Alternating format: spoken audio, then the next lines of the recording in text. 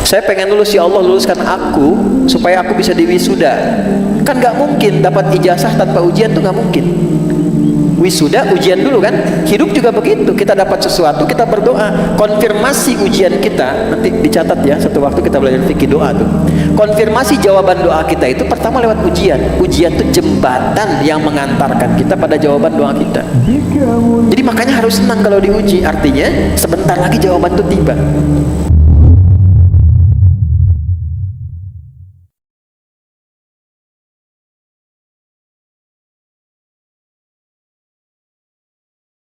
Bismillahirrahmanirrahim. Assalamualaikum warahmatullahi wabarakatuh. Waalaikumsalam warahmatullahi wabarakatuh.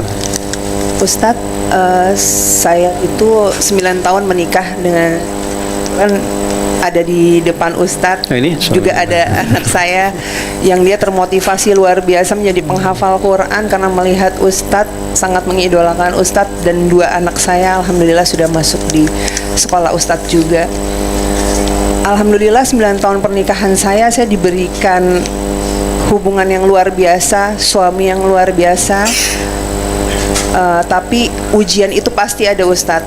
Nah, pada saat saya diuji, suami saya sakit, terus tiba-tiba belum lama ini saya ada sebuah berita yang dikabarkan saya itu berpisah, dan berita-berita yang kurang baik, Ustadz.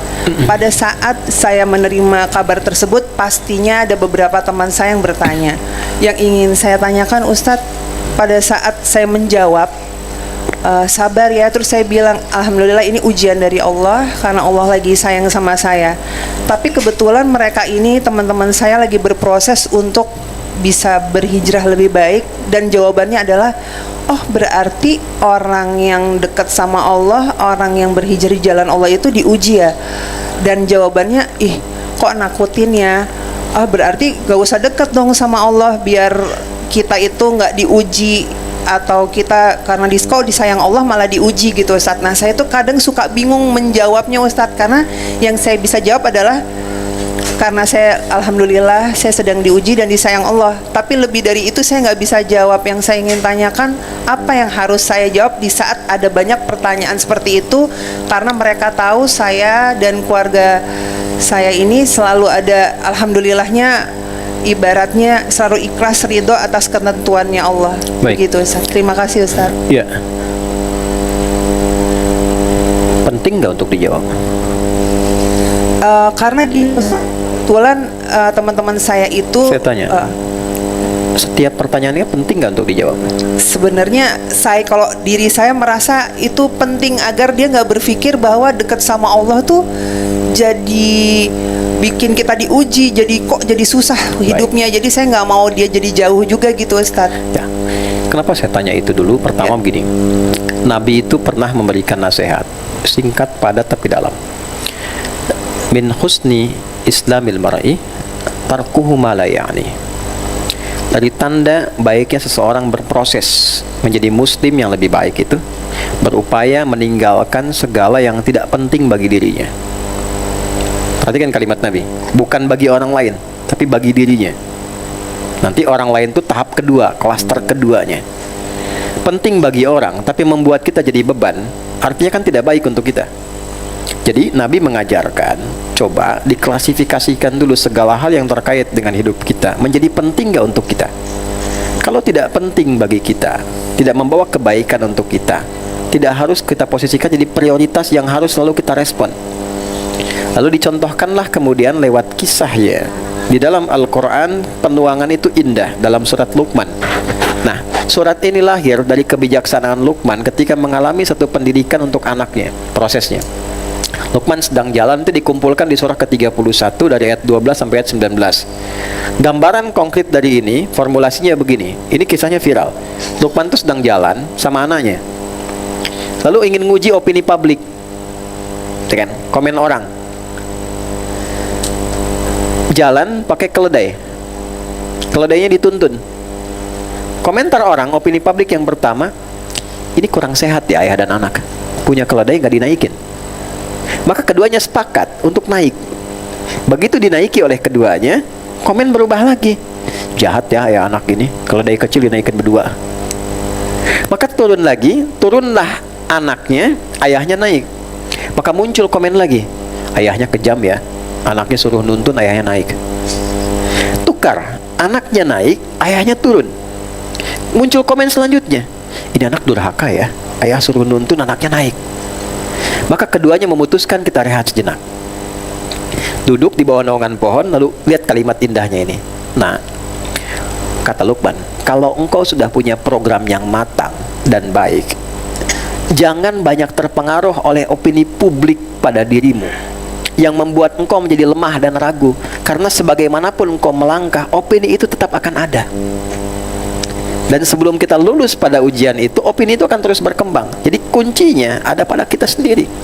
Kalau kita terlalu memfasilitasi, mengakomodir semua opini yang ada, itu akan merubah pendirian kehidupan kita. Pada akhirnya nggak akan pernah stabil. Muncul ini, muncul itu. Sebelum lulus, di situ akan terus ada. Maka luluskan dulu pada standar yang pertama. Jika menurut kita hal itu tidak membuat diri kita menjadi lebih baik dan tidak penting untuk stabilitas kita, sepanjang sudah bagus, tidak harus kemudian kita merespon hal-hal demikian. Satu dulu itu. Jangan dibuat mempengaruhi diri kita.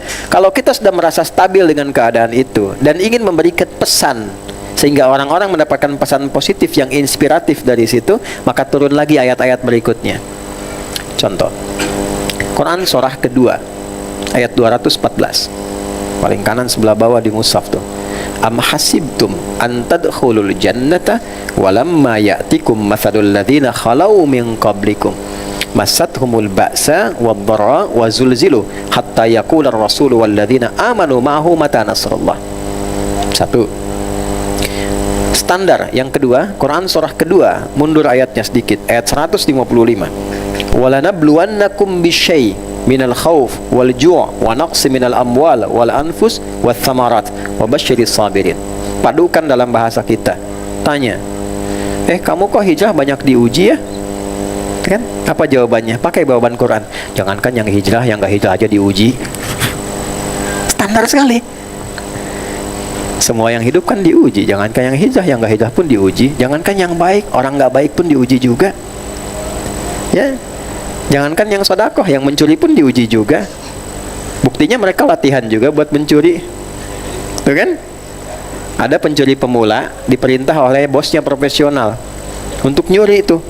Nyuri motor hitungan 3 detik. Begitu sudah 3, motornya nggak dapat 4. Kata yang bawahannya ini, bos, susah nih lama. Lihat kata pimpinannya, sabar, sabar. Anda bayangkan, sabar digunakan pada pencurian, gitu ya? Jadi jawaban Quran tuh singkat tapi dalam gitu. Kamu kok hijrah banyak diuji ya? Sederhana. Wah, jangankan yang hijrah, yang gak hijrah pun diuji juga. Kita semua kan gak lepas dari ujian, ya kan? Gitu. Itu standar pertama, ya kan? Baru yang kedua, kok ujian kamu tuh berat banget? Ya karena aku pengennya surga. Kalau cuman power bank mungkin biasa. Simple, Quran itu simple sekali. Ya, maka diturunkan. Apa mengira mendapatkan surga yang baik-baik, yang tinggi ujiannya biasa? Tidak. Masathumul ba'sa. Dulu orang pengen bagus pun diuji.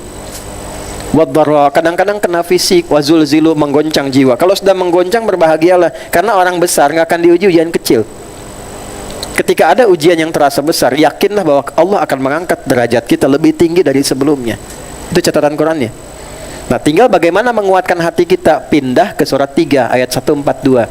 Ini menarik, ini bukan cocok logi ya. Ini semiotik Al-Quran. Saya ngajar semiotik di UPI, khusus untuk S3. Jadi di semiotik itu membaca tanda untuk melihat pesan yang tersembunyi di dalamnya. Ini ujiannya Quran surat 2, ayatnya 214. Tempatnya di bawah kanan. Ketika dikasih solusi, pindah surat 3, naik ke atas. Terus ayatnya 142. Ini ujian. Ini solusi. Ini Quran surat 2. Posisinya di kanan bawah di sini. Sebelum akhir. Ayatnya 214. Ketika solusi, surat 3 naik ke atas. Posisinya atas 142. 2-nya dipindah ke belakang. Nih. Bisa dipahami gak? Nih, ini dipindah ke belakang. Jadi solusi masalahnya hilang. Pembuka ayat di 142 sama persis dengan 214. Am hasibtum an tadkhulul jannata am hasibtum an tadkhulul jannah. Di sini walamma ya'tikum khalawul ladzina min qablikum. Enggak ada orang sukses enggak diuji, itu enggak ada. Jadi untuk menguatkan pada diri kita ketika dapat ujian, tandanya Anda diantarkan pada kesuksesan. Itu poinnya. Makanya dulu orang senang dapat ujian.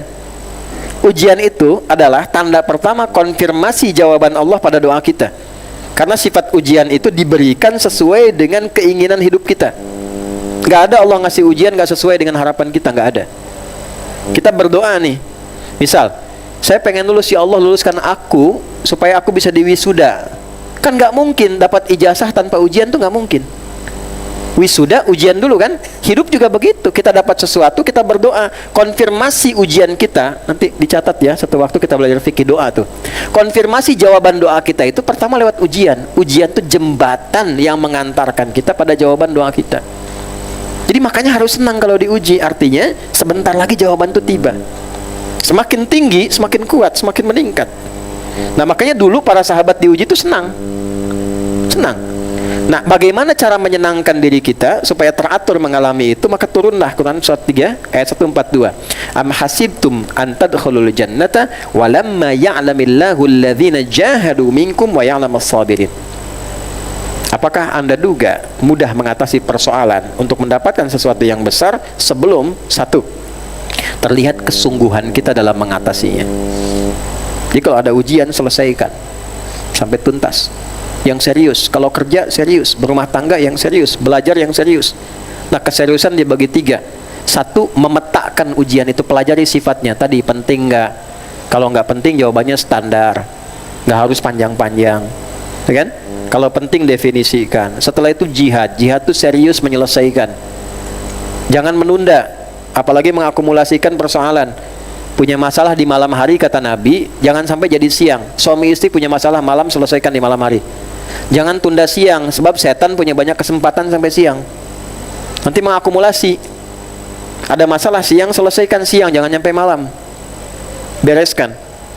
Kemudian mujahadah itu perjuangan menguatkan hati supaya enggak goyah. Wa ya'lamas sabirin, kemudian sabar menerima itu. Tadi sifatnya demikian, tidak harus kita menjawab sesuatu itu dengan sesuatu yang detail, terperinci, tapi tidak memberikan kepastian. Lihat sifat yang nanyanya. Ya, tadi gunakan psikologi Qurannya. Duh, kamu kok hidupnya hijrah kok malah banyak diuji? Ya, yang enggak hijrah juga diuji. Semua orang kan diuji. Ya kan?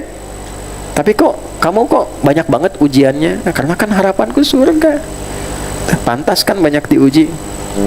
Kalau cuma power bank misalnya bercanda tuh. Kalau cuma misalnya raket pedal kan mungkin sedikit ujiannya.